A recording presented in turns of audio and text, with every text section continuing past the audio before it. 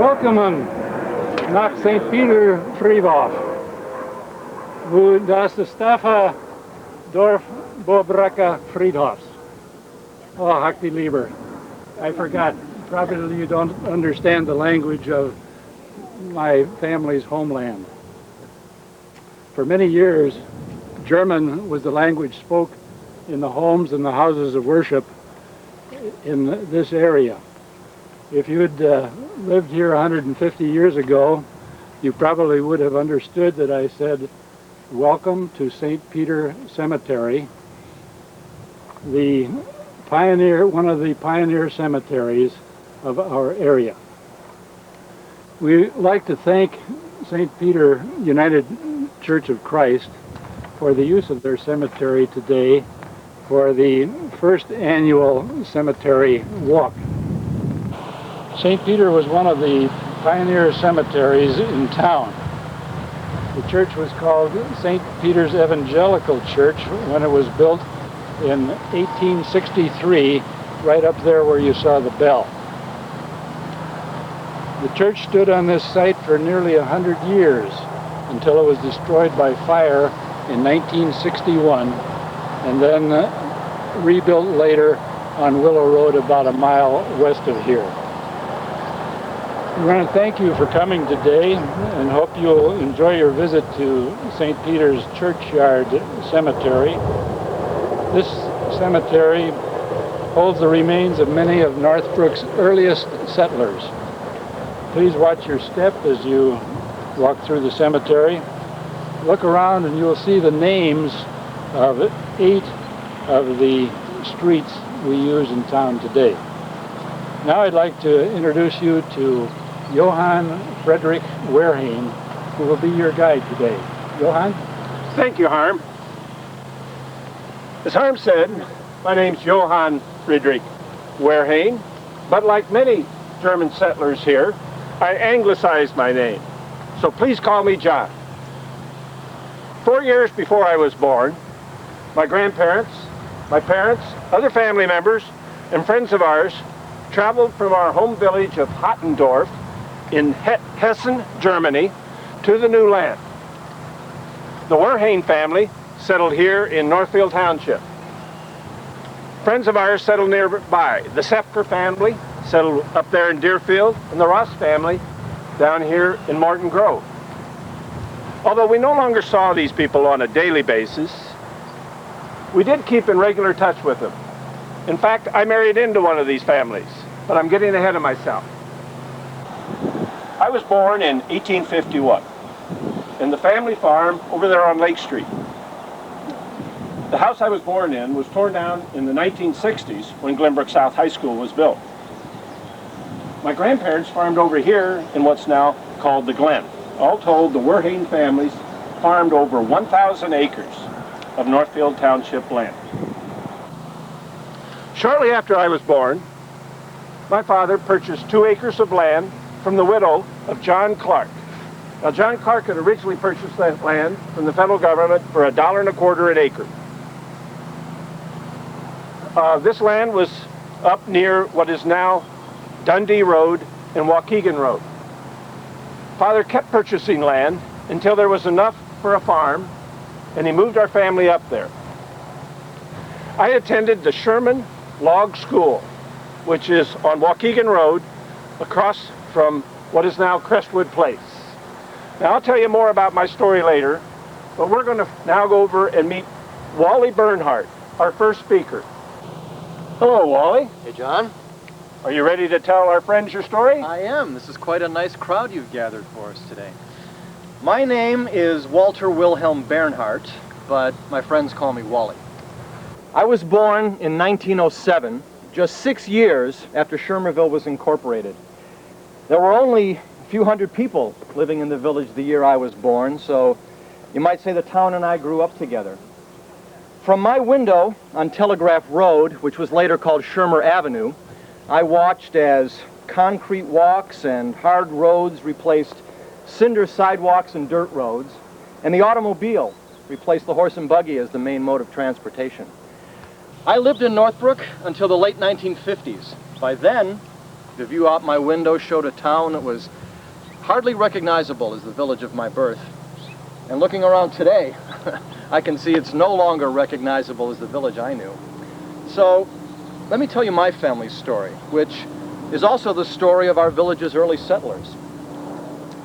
My father's dad came to this area in the late 1840s, and he and grandmother married right here in Northfield Township in 1853. My mother's mom came here with her brothers and her mother in the late 1840s as well. They have quite a story to tell, and you'll hear it today before you leave St. Peter. Now, my father ran the village hardware store, which had been built in the 1870s, about the time the railroad arrived. It was located across the street from the Lorenz's garage and right next door to the harness shop. Now, Dad bought the store about the time he and Mother married in 1899. And with only 3 children, we were a small family by the standards of the day.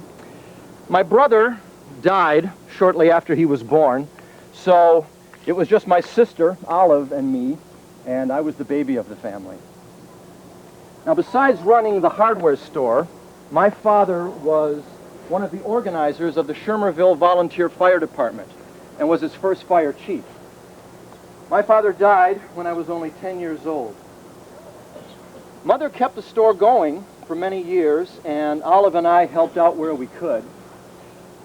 Before Olive married and moved to Winnetka, she taught piano lessons to many of the children in the village, and each year they gave a recital at the Hope Union Church. After Olive left, it was just my mother and me.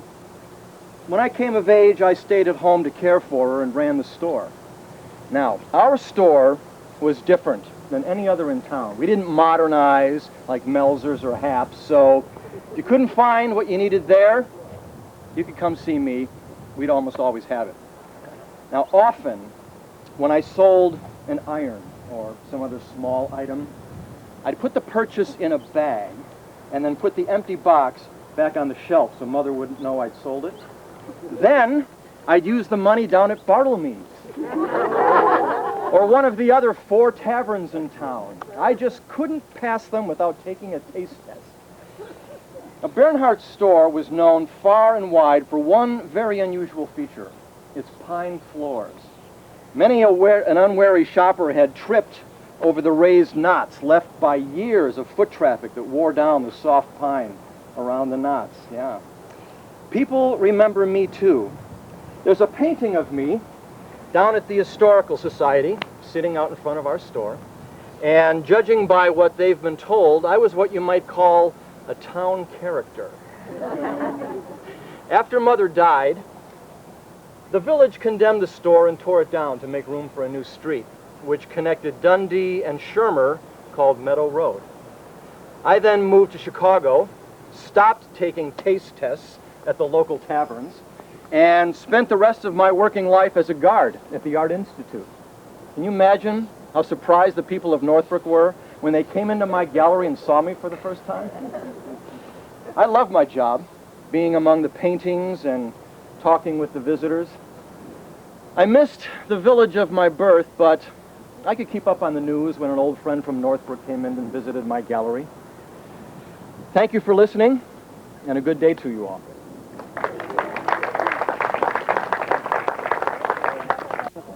Now, before we go visit with Louise Sildorf Brown, I'd like to tell you a little more about my story. As I said, we did keep in touch with the families that we traveled here from Germany with. And in 1876, the Ross's daughter, Caroline, and I were married. Caroline's sister lived in town also, Christine. She and her husband, Theodore Bose, ran a tavern up the street here. In the tavern was a post office, and they also sold calico and a few other items from their store. When my father died, I bought out the rest of my siblings and purchased the family farm, which by this time was 240 acres. We had a 5-acre grove of oak trees, and that's where our pigs pastured. And we also, on the eastern side of the property, there was a 50-acre grove of trees where the cows pastured. Across Waukegan Road was an apple orchard. Caroline and I raised our 5 sons and 3 daughters in the old farmhouse, and around the turn of the last century, we built a new farmhouse. In addition to farming, I worked for the township, keeping the roads passable by scraping them. Depending on the size of the job, I would use a 2-horse or a 4-horse team to pull the road grader. That sure was a dusty job. I was also one of Schermerville's first milkmen. I would load an 8-gallon can of milk on my wagon and drive through the streets of Schermerville. The housewives would come out with their containers, and I would ladle out the milk from my can into their containers. My sons and I also sold apples for 10 cents a bag. Can't get that today. Well, anyway, I see Louise up there patiently waiting for us, so let's go up there and visit with her. Good afternoon. My name is Louise Sildorf Brown. I lived between 1839 and 1916. But of course, it's the living between those years that's important. When I was 14 years old, my parents, Joanne and Julia Sildorf, decided to leave our homeland of Prussia and come to America. Our whole family, together with my 5 brothers and sisters, survived the 7-week voyage across the ocean. We landed in the port of New York in 1853. 6 days later, we were in Indiana, and we were very excited to be on the last part of our journey to our new home in Northfield Township, our life on the prairie. But little did we know what lay ahead of us. The freight train we were riding in left the station over 7 hours late. There were 80 immigrants jammed into 2 freight cars. It was not a comfortable ride. Some of us sat on wooden benches along the side, and others sat on the floor. It was dark outside as we headed towards Chicago. There was an express passenger train that was leaving Chicago, and it was 35 minutes late leaving the train station. The headlamp of the express train was burning brightly and could be seen from a long way. We later learned that the headlight mounted on our engine wasn't working because the wick would not burn. As our engineer saw the other train approaching, he knew that the trains were headed for the same crossing. He shut down his engine to 12 miles an hour after whistling down the brakes. The express train was traveling very fast. He did not see our train, and he was traveling at a very fast rate of speed when it struck with all of its force into the freight car in front of us, sending us all in different directions. Some of us were pulled from the standing water nearby, while others were thrown a great distance. 16 immigrants died that night, and there were 60 that were injured. But no one from the passenger train was seriously hurt. My father suffered a broken arm, and my mother and my 2 siblings died that night. It was terrible. As soon as my father was able, we were able to continue on our way to Northfield Township. Our new community with our new friends and neighbors were very good to us, and we made a lot of good friends. We joined St. Peter Evangelical Lutheran Church, and we continued to have a happy home.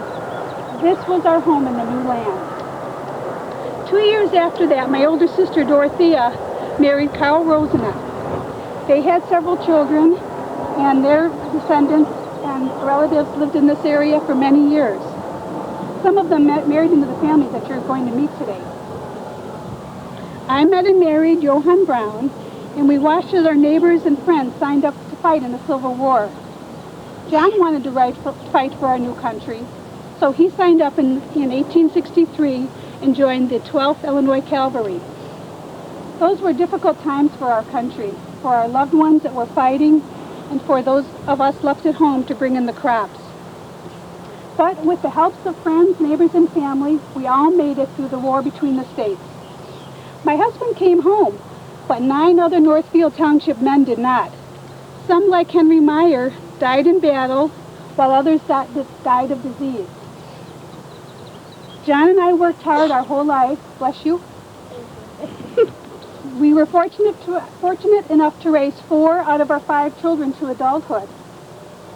This is our son John, buried here with his wife Ernestine Werhane Brown, and there are many other descendants throughout the cemetery that are our relatives. My father also found happiness. He married for a second time. Her name was Caroline Schmidt, and they had 8 children. And my little brothers and sisters played alongside my children, and they worked and played together. Now, my father and his wife and my sister Maria are buried beneath the tall Sildorf family monument that are about there in the middle where the pine trees are. And my sister Dorothy and her husband Carl Rosenau are buried along the fence, as well as many of their descendants and ancestors here in the cemetery are buried here. So thank you for listening to my story. I will give you back to John, and he will speak more of our friends and neighbors.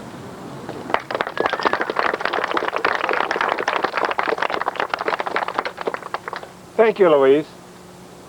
Louise mentioned that a number of Northfield Township men were killed in the Civil War. Well, Northfield Township men have served valiantly and given their lives for many generations in the defense of our country.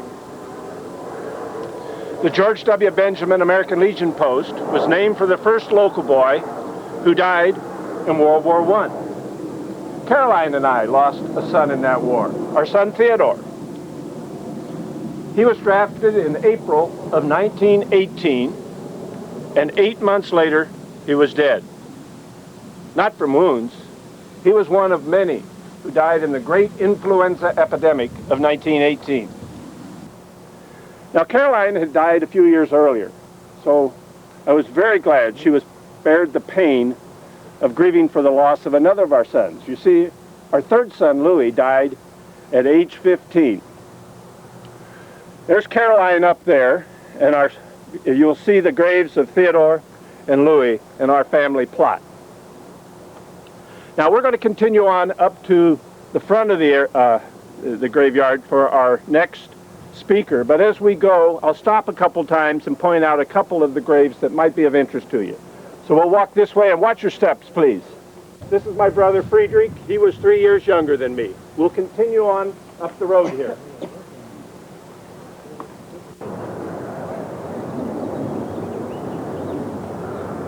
Now, straight over there, that marker is my family, my original family plot. That's my grandparents and my parents. My grandparents were Johann and Louisa Werhane, and Johann was 52 years old when he left Germany to come here.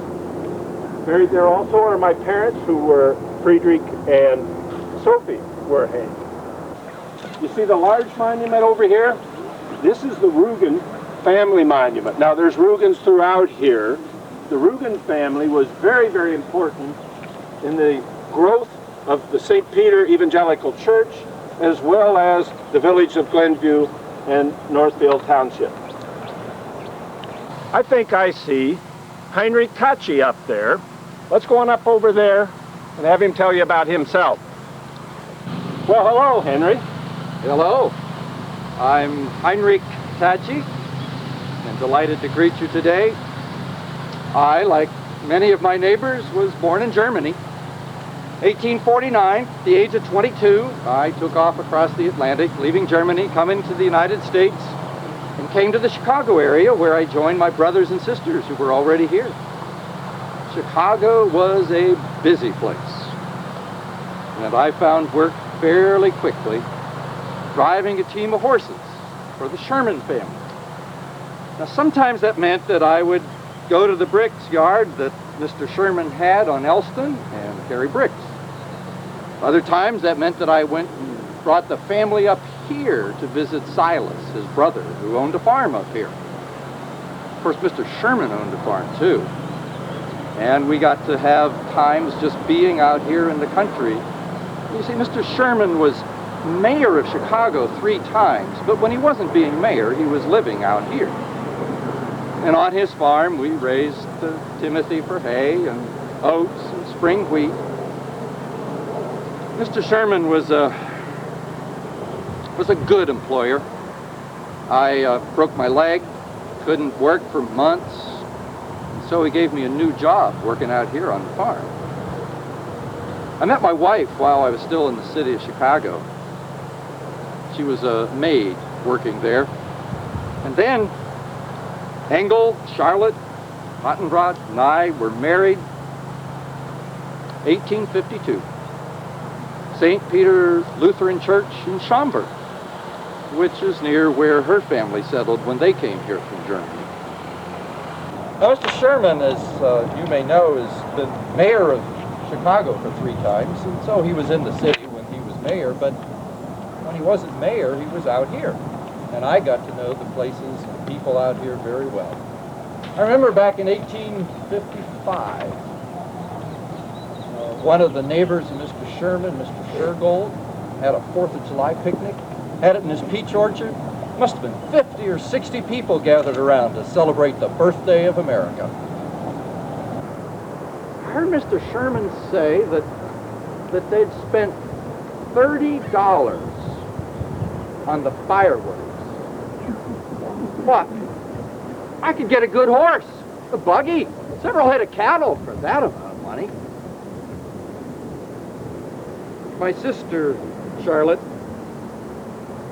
also worked as a maid in Chicago. She worked at Mr. Sherman's famous Sherman House Hotel. And she'd come out and visit us. Before long, we began to hear that she and the neighbor boy were courting. In 1855, my sister and William Holstein, the adopted son of Friedrich Sherman, got married. They moved out to Iowa, where they went to farming for a while. Now, I actually liked it around here so much that when Mr. Sherman decided to sell off some of his land, I bought 160 acres. It was a good place, good way to go. We built a house over on Fingston Road, facing the road, and that's where Charlotte and I raised our 11 children. One of our sons, William, married a woman that was a granddaughter of both the first and second Mrs. Sherman. Our daughter Dorothy married cousin John Worthy. When we were on the farm, I gave a little bit of time to serve the community. I was the highway supervisor for 4th District in Northfield Township. Farming was hard work, but it provided well for the family. Until it came to an end suddenly. I was only 64. Can you believe it? The irony of it all. I died of an injury of being kicked by a horse. October 27th, 1891. Charlotte lived on for several years. She died in 1916, lived to be 85. And our son, Ferdinand, lived in the property by himself. It was on a cold and snowy Christmas Eve, 1924, that he was killed there. Murderer was never brought to justice. But that's a story for another day. I thank you much for stopping by and learning the story.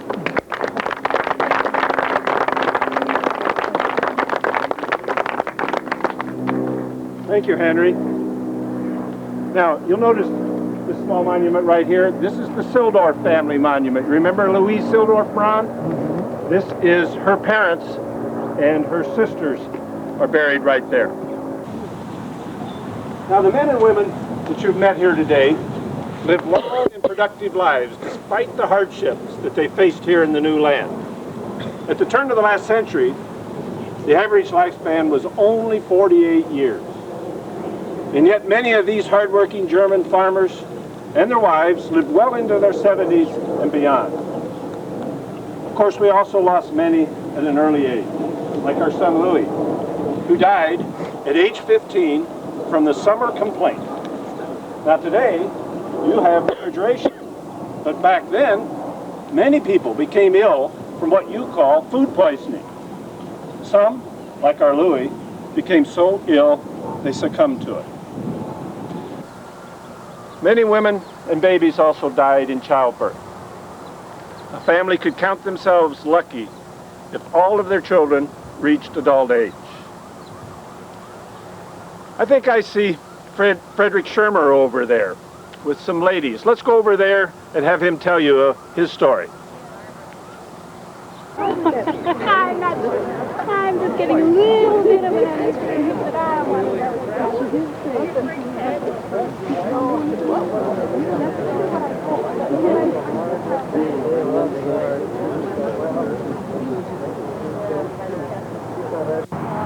I brought you some visitors. Good afternoon. I'm Frederick Shermer. You may have heard of me. My name is quite famous around these parts. I understand this road right out here is named for me. In my time, it was State Road, or after the telegraph lines were installed, Telegraph Road. The small town right up the road here, which was built around a railroad, is also named after me. But I'm getting a bit ahead of myself. I was born in Altenhagen, Germany, in the state of Hessen in 1817.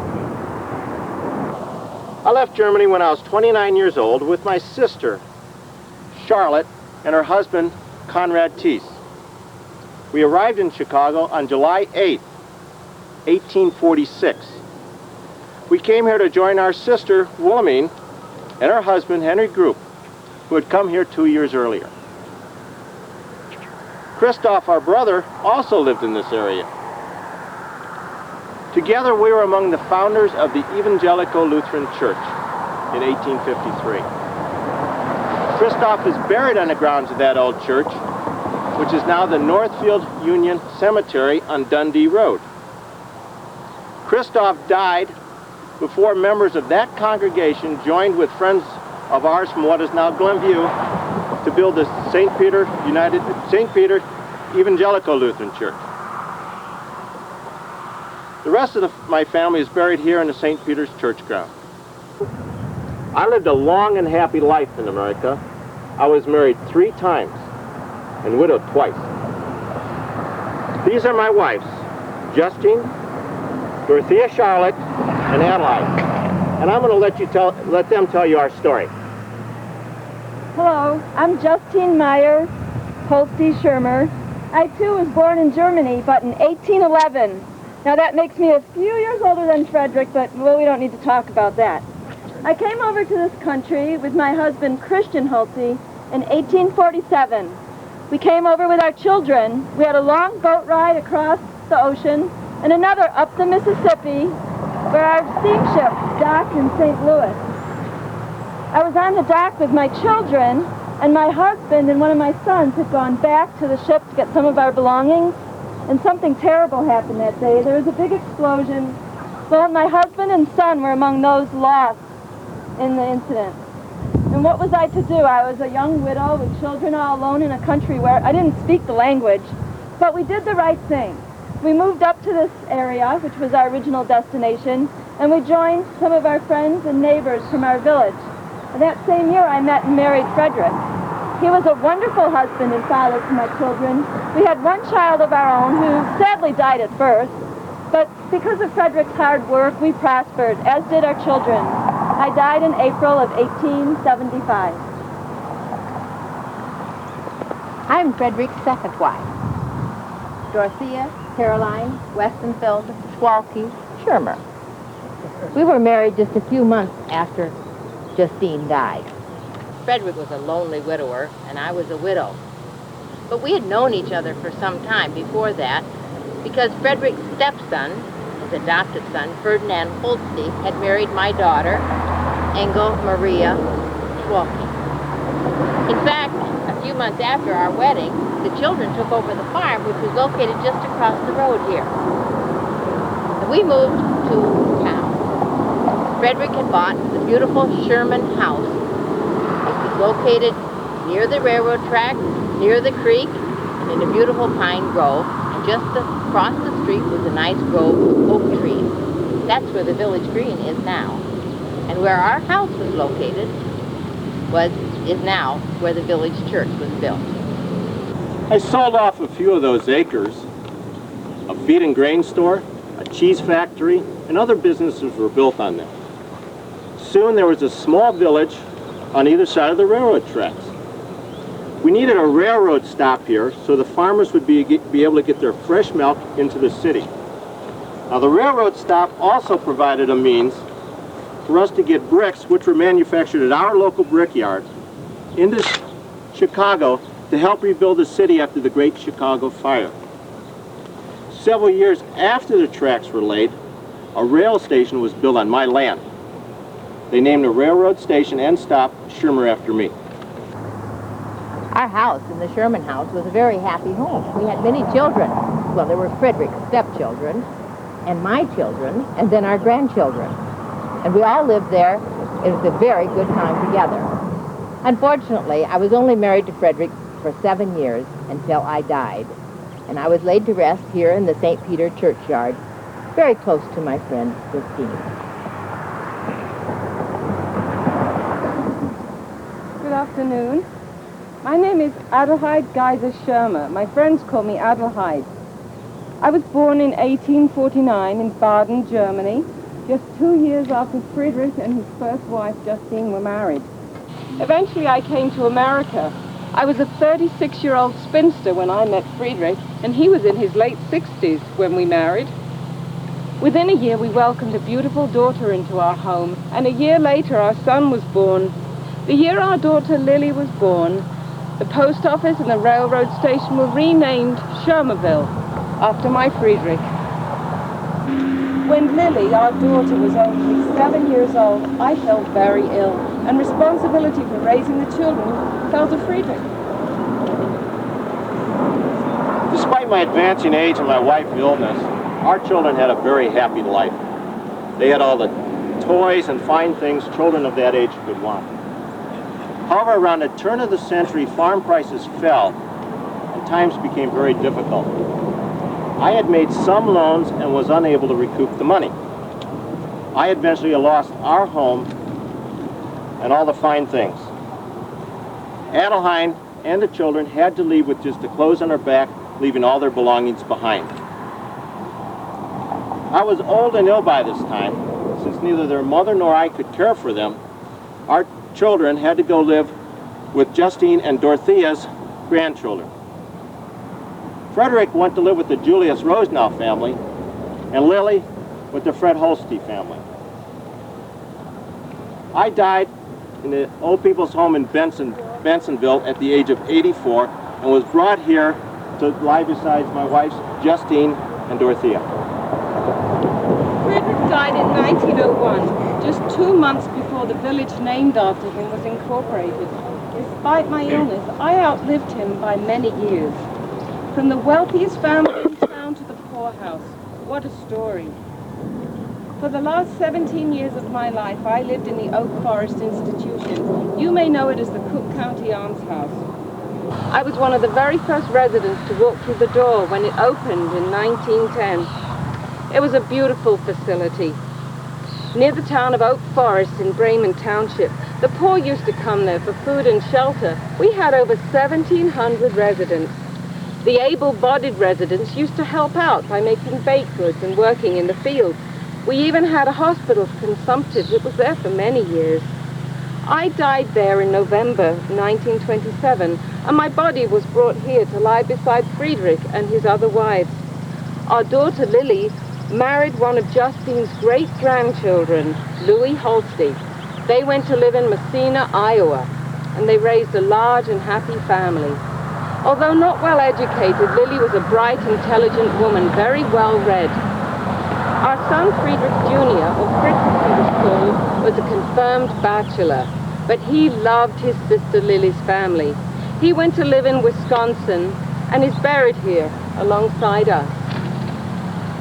Today, as my friends and I have told you the stories about our families, we're also telling you about the village which we helped create. Much has changed since we first came here. However, the spirit of the community remains. From the first day we arrived and began putting our imprint on this fine land, we knew this was a wonderful community filled with great people willing to work together to make the village a better place to live and work. As you leave today, keep in mind the words of this short poem. Reading stones on cemeteries old, finding a family's story told. Let us, as long as life shall last, live for the day and revere the past.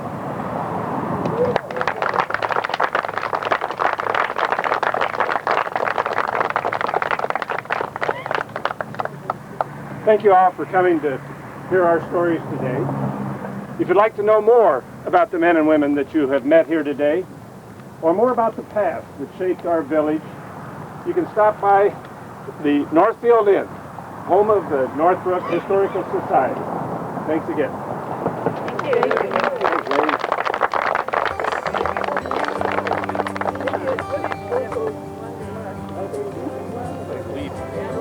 Yes. Jack, guys.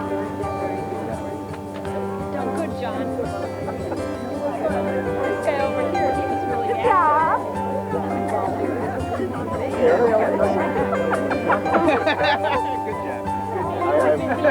I fathered one after 6 years old. I got married after the second wife died 2 years ago.